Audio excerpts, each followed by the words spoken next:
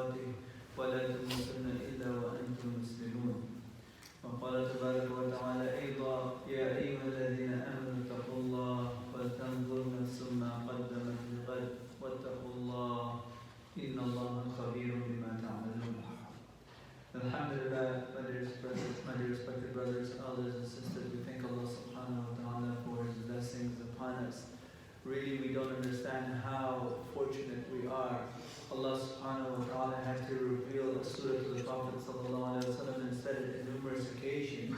But one specific surah Allah subhanahu wa ta'ala revealed to him just because the people, his own people, knowing who the Prophet sallallahu alayhi wa sallam was, reciting the Quran to them, in the most logical way of explaining it to them, yet they would not become Muslim. And Allah subhanahu wa ta'ala said, لَعَلَّكَ بَاخِعٌ نَفْسَكَ أَلَّا يَكُونُوا مُؤْمِنِينَ. That maybe you're pretty much in Bakhi'un, there's different ways of translating. One way is just like as if you're slaughtering yourself, as if you're just going to do some harm to yourself just because the stress that's building up inside, that why? What? And to the point where the Prophet sallallahu alaihi wasallam had pointed that maybe it's just my weakness that they're not doing it, that they're not accepting Islam. And we, alhamdulillah, we've just been given this blessing as a rahmah of Allah subhanahu wa ta'ala. Really, we cannot say alhamdulillah enough for that blessing, because this is the one blessing that will continue to stay with us in this life and benefit us throughout our life, to give us peace and tranquility, and it will continue to give us peace and tranquility in the grave and the hereafter until we go into Al-Jannah and are blessed with eternal tranquility. All because of this, and people who were there at the time of the Prophet ﷺ could not bring themselves, like Abu Jahl, like Abu Lahab, his own uncle, could not bring themselves to accept that from the Prophet ﷺ. And to certain cases, like Abu Jahl, he refused simply because of his own arrogance and pride. He said, I'm not going to believe in him because his qawm, his tribe, is always competing with us. And we try to outdo them, and we're somewhat fair. Sometimes they get the better, sometimes we do better than them. But if we're to believe in the Prophet ﷺ, then there's no way that we can compete to have someone like a prophet from our tribe. So I'll not accept him simply for that reason.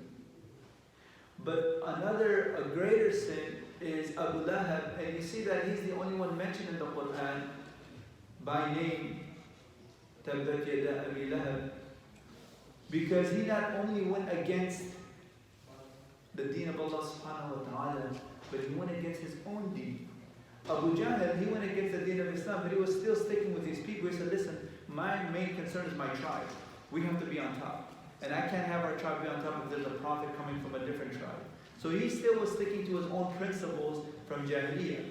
Abu Lahab, he should have been right next to Abu Talib.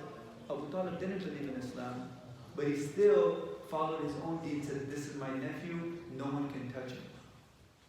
Yet Abu Lahab went against even his own Jahiliyyah.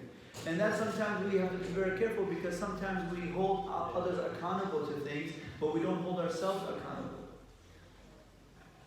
We have to be very careful with that we don't, even the principles that we ourselves set. And I'm not talking about the 5 times salat or the things of fara'id. I'm just talking about who we are as characteristics. What kind of characteristics we have. We have to be straightforward in that sense, that we can't be playing games and being lenient on ourselves and harsh on other people. Nonetheless, Allah subhanahu wa ta'ala reveals a story after story to the Prophet sallallahu alaihi wasallam in Surah Al-Anbiya, after telling them that, listen, these people, even if we wanted to, we could bring down signs from the sky, and all of them will fall down in prostration, humble. But then that would be force. That would be no different than the creation of Malaika. Freedom of choice would be gone. And starts by telling them the story of Musa alayhi salam, which Musa alayhi salam went from hardship after hardship, and not only even after attaining victory against Fir'aun, he still continued to go through hardship with his own people. Consoling the Prophet sallallahu alaihi wasallam, saying that, listen, there's prophets alayhi wasallam, they went through the same exact thing that you're going through. And then even after the story of Musa alayhi salam, he gave the story of Ibrahim alayhi salam, which Ibrahim alayhi salam had to go through a different hardship. I mean, he had to go through hardship, but the Prophet sallallahu alaihi wasallam right now, what was very hard for him was his own people were denying him. The same ones that called him Sadiq al-Amin. And the Prophet Allah subhanahu wa ta'ala pointed to Ibrahim alayhi salam and said his own father rejected him. His people and his own father said to him, أَرَاغِبٌ أَنْتَ عَنْ آلِهَةِ يَا إِبْرَاهِيمَ لَإِن لَمْ تَنْتَهِ لَأَرْجُمَنَّكَ وَهْجُرْنِي مَلِيًّا. Are you really going to go against my own, turn away from my gods? If you don't stop this, I'm going to stone you. And let him know that the Prophet ﷺ, I mean, he's not being sad or anything because his people are denying him, but just the fact that they may end up in a harsher situation on the Day of Judgment. He wants mercy for them. And Allah subhanahu wa ta'ala telling them that, look, Ibrahim alayhi salam's own father, that even in a hadith, his father comes to him on the Day of Judgment and says, Ibrahim, help me out. He's calling to his own son. And Ibrahim alayhi salam said, didn't I tell you? You should have followed me. You should have listened to me. And he said in a very kind way, even in the dunya. And then he said, I'm ready to listen right now. Tell me. And at that time, Ibrahim alayhi salam will ask Allah subhanahu wa ta'ala, oh Allah, you told me that you're not going to ever disgrace the believers or me on the Day of Judgment. What's more disgraceful than a person's own father being in this situation? And Ibrahim alayhi salam was told, look at your father. And he was changed, deformed in a different shape of like a hyena, and he was thrown into the hellfire. That story, these kind of stories were there for the Prophet ﷺ to understand that there are certain matters that are out of your control. Every single person has to have their own choice, and they have that freedom of choice to understand the truth, and no one's going to be forced.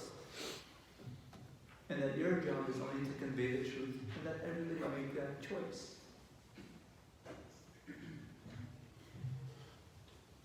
So he continued to do that effort, and he continued to make effort, and we just get this, we just take it for granted. Like, we're coming to the masjid. Who actually thought when they were coming to the masjid of how powerful coming and obeying a commandment of Allah subhanahu wa ta'ala was? It may have just been taken, oh, today's Friday, I gotta go to Friday prayer, let me take a shower and go to Friday prayer. Oh, salat time, let me pray salat real quick. Every single one of these things that we do, Salat al-Fajr, Salat al-Dhuhr, Salat al-Asr, coming to Salat al-Jumu'ah, doing all the other, giving zakat, fasting in the month of Ramadan, and everything that we do for the sake of Allah subhanahu wa ta'ala, it's a very high act. You cannot put any value on it. You cannot put a number on it. If somebody came to you and said, I'll give you $1 million, just don't pray Fajr. And Shaitan sometimes he comes at it to it that way, but in a different way, in a more subtle way. We would never do it. If we're conscious of it, we would never do it. We only get tricked by Shaitan. Well, it's 5 minutes left, okay, 30 minutes left, I'll wake up in 15 minutes, okay, I'll wake up in 20 minutes, oh, astaghfirullah, I missed Fajr. We're tricked into missing it. But if someone actually is in the right state of mind and says, listen, I'm going to pray, I'm going to give you some money, I'll give you whatever you want, say this. There have been people in the past, they were given such options, and their lives were in there under balance, and they refused. They refused to say anything against Allah subhanahu wa ta'ala, or revert from their faith, or compromise in any way. So really, we cannot say Alhamdulillah enough, knowing that that's what the Prophet ﷺ went, and knowing that many people rejected Allah subhanahu wa ta'ala and His Rasul ﷺ, and that we've Alhamdulillah accepted it. It's not just something of our own, it is a mercy of Allah subhanahu wa ta'ala. By saying Alhamdulillah, we recognize that it's from the mercy of Allah subhanahu wa ta'ala. So, but it doesn't just come like, okay, now we got it, we're Muslims, we came to Jummah, we pray the 5 times Salat, and that's it. That's all we do. There's actually a big responsibility that comes along with saying La ilaha illallah. And a lot of things that we sort of are raised in this life is not exactly how it is. The reality of situations is not that way. If we're rich, if we're living a healthy life, if our situation's good, we're having a nice day and there's no storms or no catastrophes happening, we take it for granted.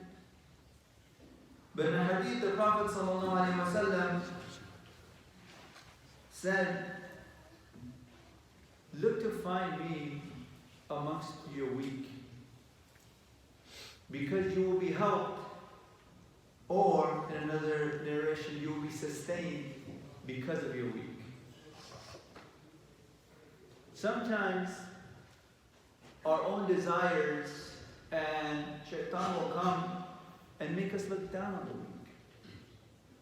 Who is this person? Why is this person? Why don't they go make the same effort that I make?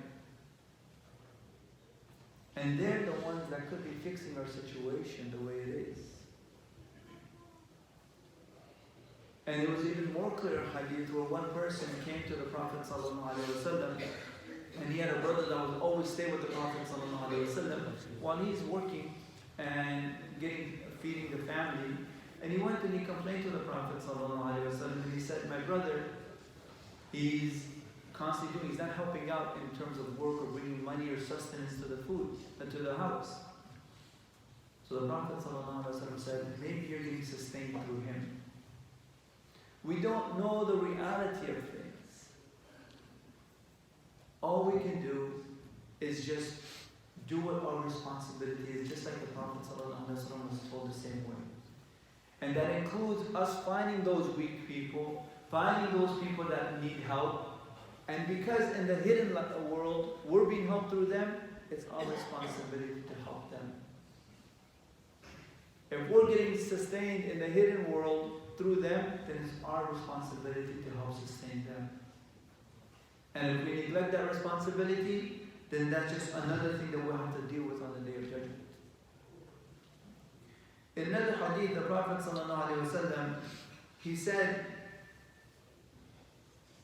well, this is not the Prophet ﷺ, this is actually one of the Sahaba. He was Ibn al-Musayyib, I think he's also a Tabi'in. He wasn't a Sahaba, but he said after noticing and living for a while and noticing the different problems that occurred, he said when the fitna of Uthman when he was killed, when that happened, it was a big fitna. The Prophet ﷺ told Umar, you're the door to this fitna. You're blocking a lot of fitna from coming in. And as soon as Umar passed away, the next Khalif was Uthman. And while he was the Khalifa, a lot of people started getting different thoughts and actually acting on those thoughts, to the point where it brought them to actually go and kill Uthman. And he said, Ibn al-Musayyib said, when that happened, time passed by, and then until I noticed that everyone that was in Badr passed away. When the people of Badr passed away, then the fitna of al-Harra happened, which is another fitna that the people of Medina rejected Yazid, and then there was a big battle in Medina that occurred where some of the Medinites were killed, and then the other ones said, okay, we don't want this fitna, and they pledged allegiance to Yazid. Then he said that when the people of Hudaybiyah, everybody that attended the Hudaybiyah at the time of the Prophet ﷺ, when they all passed away, then another fitna happened, the third fitna. And they have different opinion of what this third fitna is. But it's them just noticing that there are certain people, key figures, that brought a sort of blessing in the community. And their blessings and their presence prevented certain catastrophes from happening. And when they went away, then that blockade for the fitna was removed as well, and then more fitna came back. Those people, everybody has to go. We can't stop that from happening. But what we can do is make dua and make an effort to take their place. Anytime someone is removed, when making effort, Allah subhanahu wa ta'ala has that place empty for someone else to come and take that position. But who's going to take it? We already have that covered in this life.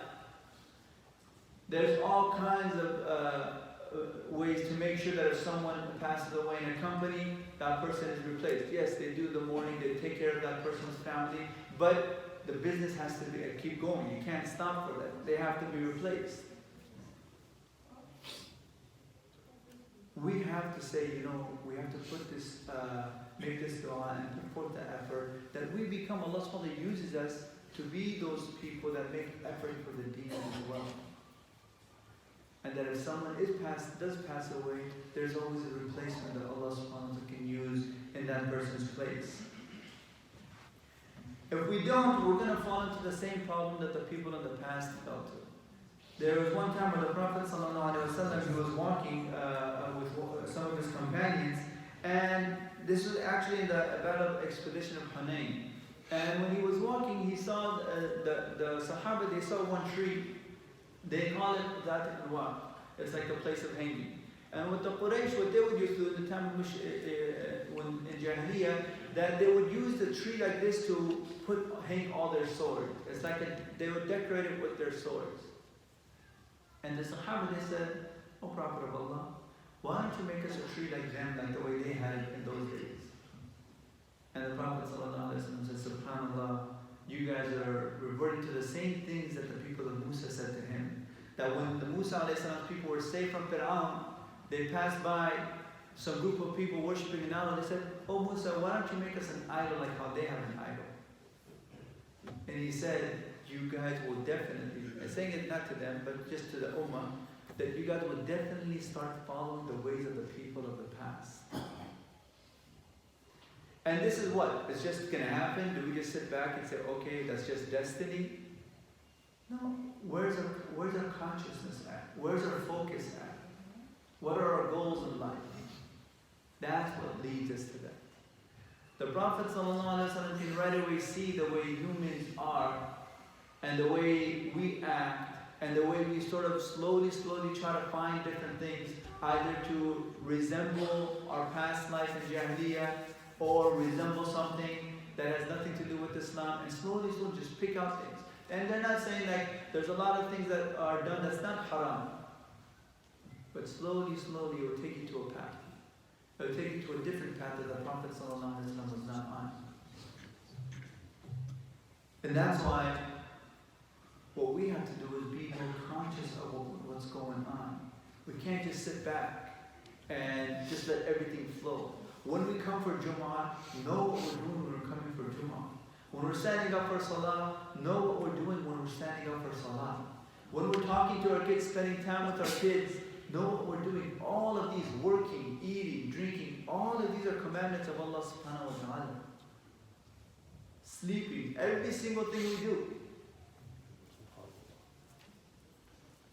One of the sunnahs of the people of the past is, you're in this building, that's a building of worship. Inshallah, everybody can come forward, split up as much as possible to be space in the back. One of the sunnah of the people of the past is, there's this building, 4 walls, decorated, very nice. You come in here, you act a certain way. You get out, you're free to do what you want. Although no one said it, that's a sunnah that everyone sort of picked. And if we're not careful, we're following that same path. And if we're not following it, our kids are adopting it. Because they notice us, oh, my parents, they go there, they're quiet, they're sitting down, they're sitting in the corner, they're reading Quran. Outside, oh, it's a different story. Oh, we come one way and we act a certain way. There's a person there that's talking, always talks spiritually. We go outside, different talks. Kids will just absorb. You don't need to teach them anything. They just listen and be like, okay, I got it. That's what I'm supposed to be doing. You can say one thing, but they're going to absorb what we're doing, not what we're saying.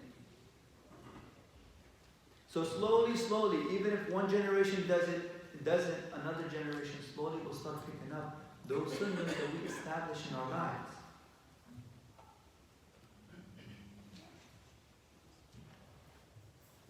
But there's a completely opposite path that we can take. And that's the path that the Prophet ﷺ showed us. That path is very narrow and very strict.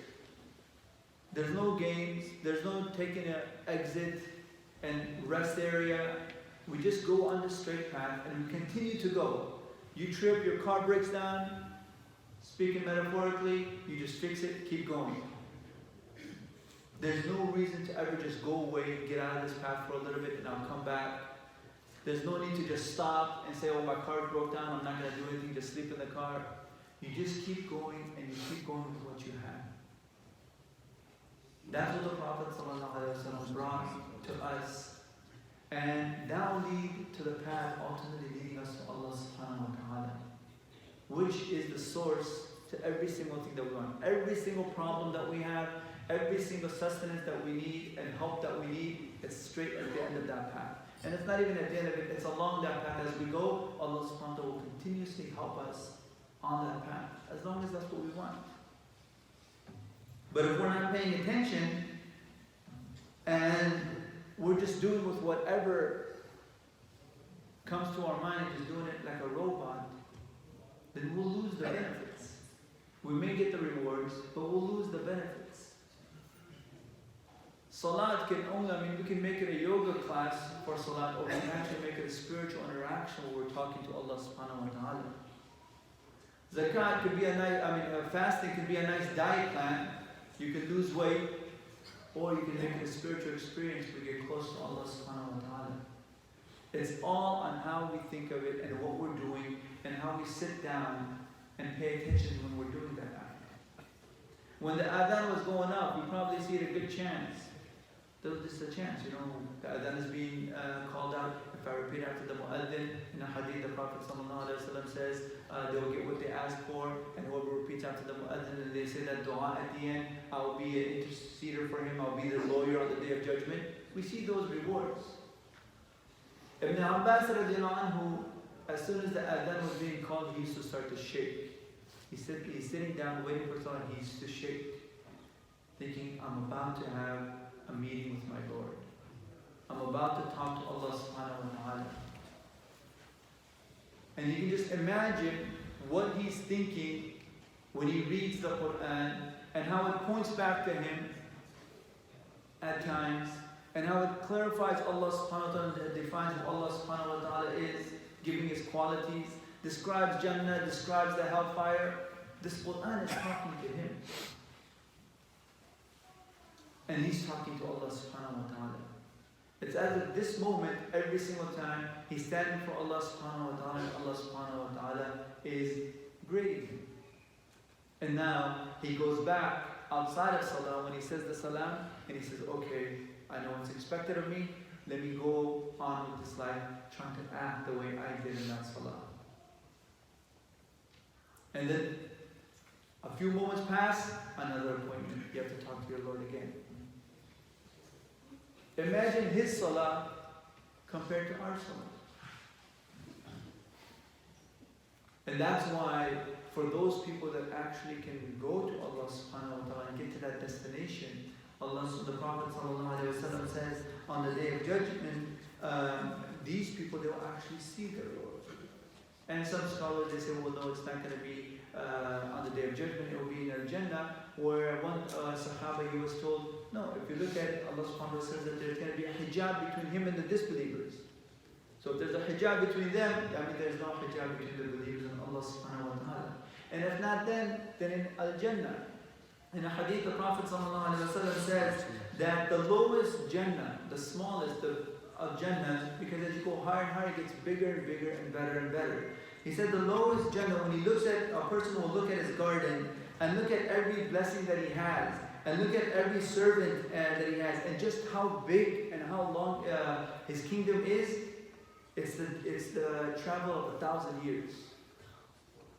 This is the lowest Jannah. The person, imagine we buy a little house over here, even if it's a mansion.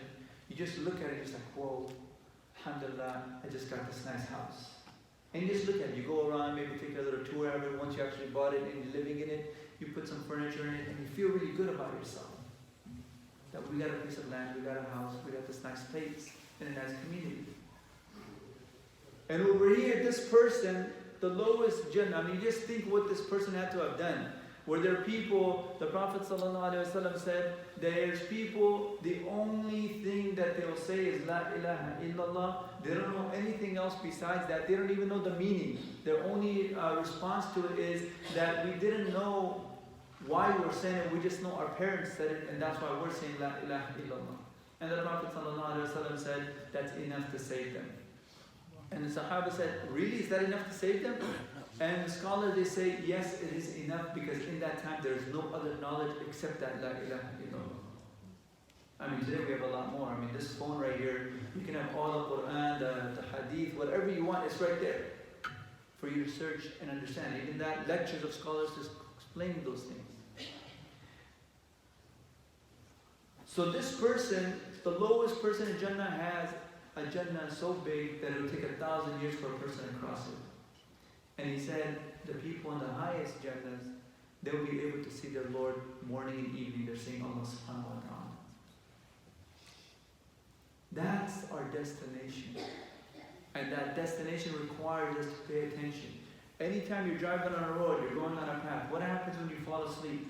When you just stay away, or when you just lose consciousness for a second, either through daydreaming or through phone when you're texting, or when you fall asleep, you don't stay on that path. You have to quickly swerve, and it wakes you up, or it makes you put your phone down. It makes you pay attention, because that little quick swerve that you may have gone off the path. So why do we think that if we're so negligent in the path of life, that we're not going to swerve out the way? Bring that consciousness back. Be really grateful that the Prophet ﷺ were not from amongst those people that heard Allah subhanahu wa ta'ala and His Prophet ﷺ and rejected. We ask Allah subhanahu wa ta'ala to make it easy for all of us. We ask Allah subhanahu wa ta'ala to forgive us for all of our shortcomings. أقول قولي هذا وأستغفر الله لي ولكم ولسائر المسلمين فاستغفروه إنه هو الغفور الرحيم.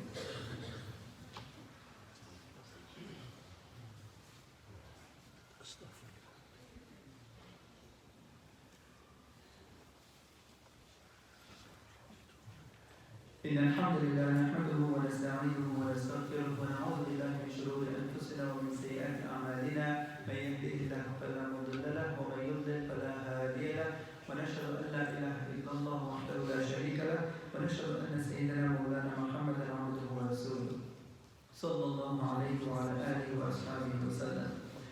أما بعد قال تبارك وتعالى بعد أعوذ بالله من الشيطان الرجيم بسم الله الرحمن الرحيم إن الله وملائكته يصلون على النبي يا أيها الذين آمنوا صلوا عليه وسلموا تسليما اللهم صل على محمد وعلى آل محمد كما صليت على إبراهيم وعلى آل إبراهيم إنك حميد مجيد وبارك على محمد وعلى آل محمد كما باركت على إبراهيم وعلى آل إبراهيم إنك حميد مجيد اللهم اغفر للمؤمنين والمؤمنات والمسلمين والمسلمات الأحياء منهم والأموات برحمتك يا أرحم الراحمين اللهم اشرح صدورنا للإسلام اللهم حبب إلينا الإيمان وزينه في قلوبنا وكره إلينا الكفر والفسوق والعصيان اللهم اجعلنا من الراشدين اللهم اجعلنا من الراشدين اللهم اغفر موتانا وموتى المسلمين اللهم اغفر أم عائشة إسحاق يا رحمن يا رحيم اللهم اغفر أخانا الذي مات في باكستان يا ذا الجلال والإكرام يا حي يا قيوم اللهم اغفر لهم